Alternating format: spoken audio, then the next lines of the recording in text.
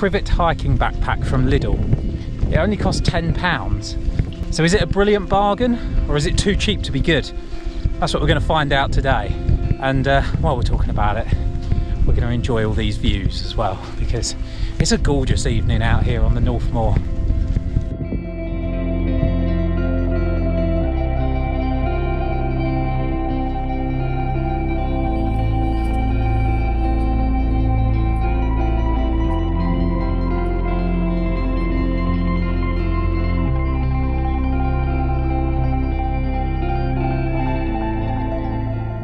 But before we crack on with today's video, if you're a fan of the outdoors, of hiking, wild camping and budget gear reviews, you've come to the right place, because that's all I do and I upload once a week. But with that being said, I know you're all itching to hear about this Crivit backpack, so let's dive right in.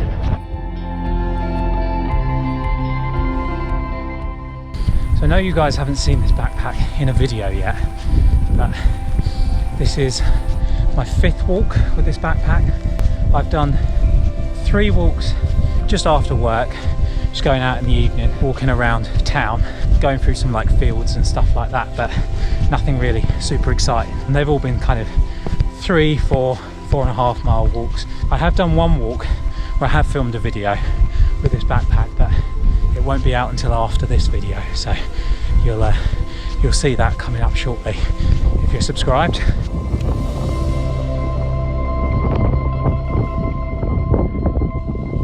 I wanted to do a few walks with this backpack before I release this review video, just because I think it's always a bit disingenuous when you see people do a review and they're only just unboxing the product. You think you know as much about it as I do. Why are you telling me about it? Yeah, I've taken this out for a few walks. This would be my 5th walk, like I say. I've not tested it to destruction or anything like that. I think after a few walks I can give you my kind of first impressions, at least, of what this backpack's like and whether or not it's worth you coughing up your hard-earned tenner to buy this Lidl backpack. Look how gorgeous Dartmoor is in this evening light. I'm very lucky to live so close to this. Basically my back garden.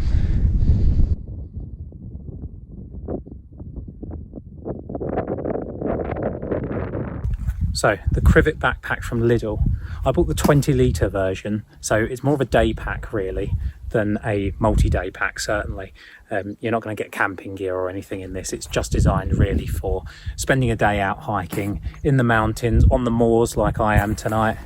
That's why I've decided to do it here with this gorgeous view in the background. Now tonight, even though I'm only out for about an hour's hike, maybe an hour and a half by the time I finish filming, I've still packed this bag with everything I'd usually take on a standard day hike. And as you can see, it's not quite filled to bursting. There's a little bit of room left in there. You've got a little bit of space in the top if I did want to pack a little bit more in. But it's pretty full, so you wouldn't get too much more in there. Yeah, certainly for a day hike, this is plenty big enough. I think 20 litres will do you fine. My normal day hiking pack is a low alpine, and that's 24 litres. So it's only a little bit smaller than that, and that's always done me fine. I've had that for over a year now, and it's been good as gold. Now, in terms of features, this backpack's got a few features that you maybe wouldn't expect on a cheap backpack.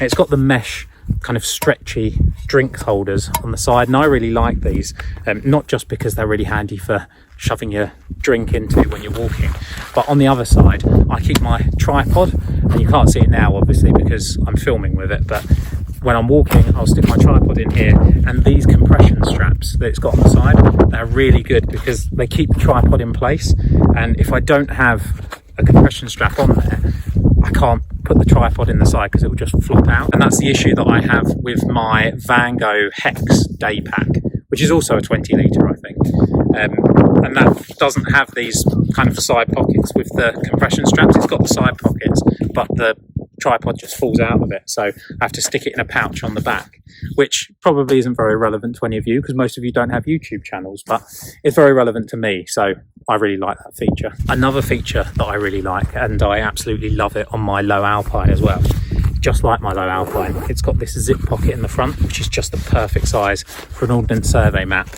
and a compass to go with it, so that can fit nicely inside here like so. I've dropped my compass and that can fit nicely in there as well. It all zips up nice and secure, and and you can easily get to that if you're in a bit of a jam. As well as the stretchy mesh bottle holders on the sides and the map holder pocket on the front, it's also got this little zip pocket right on the top. That's perfect for snacks. I've got bug spray in there. I've got a snack, even though I'm only out for an hour and a half, but like I say, I packed as if it was a day hike. And this is what I mean by features that you wouldn't expect on such a cheap backpack. Look at that. It's a little hook for your keys. So it keeps them nice and easy to find when you get back to the car with your tired legs after a day of hiking.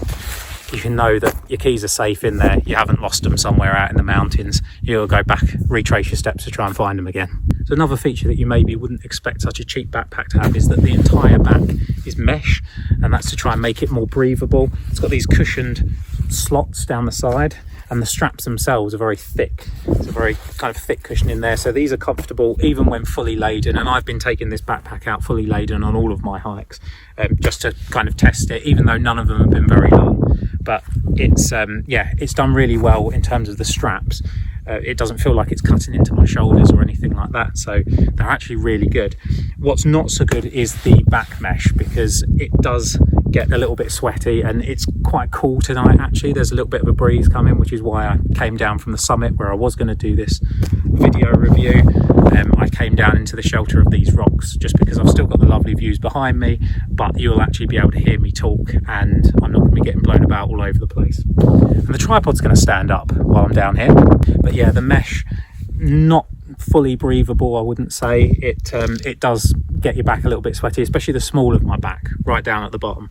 That's where all the sweat seems to end up on this backpack. The top bit's all right, but yeah, down the bottom it does get a little bit sweaty when I'm out walking, especially in hotter temperatures. It's not really tonight, but yeah, when I was out during the day with this, it was a little bit warmer. Yeah, definitely could use a little bit of work on the back. And like I say, there's a great amount of space in the backpack, so this one is fully laden today. This is another feature I like. Look at these zips.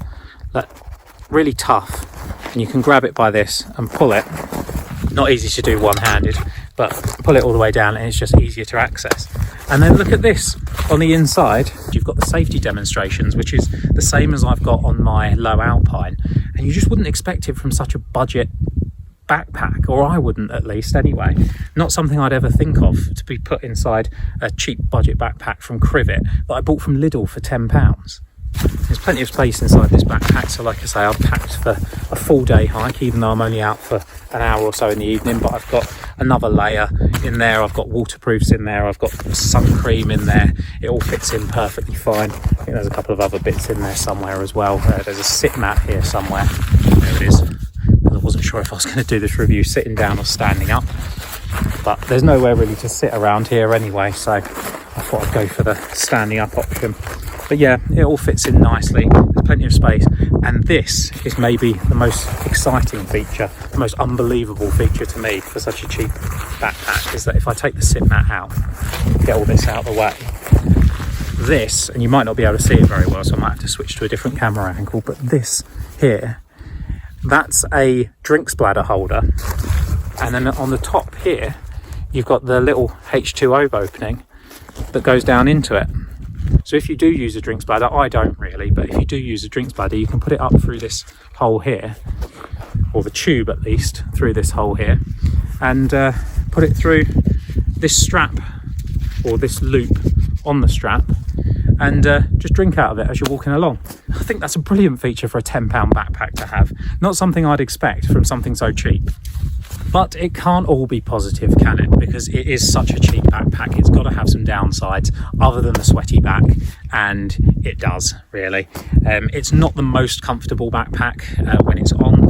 As much as the straps are nice and comfortable, the waist strap is not. It's just this fabric the entire way round. It's very light, very flimsy. It doesn't feel like it's very sturdy at all, and because it's just this the whole way round, it does almost feel like it's cutting into you a little bit, especially when I'm kind of like clambering and climbing up on the tour. I can feel it kind of cutting into my hips sometimes, depending on which way I'm moving, how I'm kind of climbing, that sort of thing. So it's not the best for that. I think the strap could be a little bit better. That's where the cheapness certainly does shine through. And the other thing is these little loops on the strap This one seems to be fine. This one is not so fine. That's not supposed to do that. It's supposed to be attached. That happened within 2 minutes of me putting this backpack on for the first time. I think I was just walking off of my driveway when that went. I kind of reached around, I went, oh, there's a loop there, oh, it's gone. So I touched it. I wasn't being rough with it, I wasn't manhandling it, I touched it, and it came off at one end. So yeah, I would say maybe don't put anything valuable on these hooks. One other good thing if you're walking in the dark is that this little bit here and the Crivit logo on the front and this kind of chevron down the bottom, they're all reflective, so if car headlights hit them, then they're going to glow. So not very stealthy if you're trying to be stealthy, if you're sneaking around at night, but yeah, they're good for safety. You'll be able to be seen if you're walking on the roads with this backpack late at night, even though it's dark, even though it's black, and they're still going to be able to see you coming.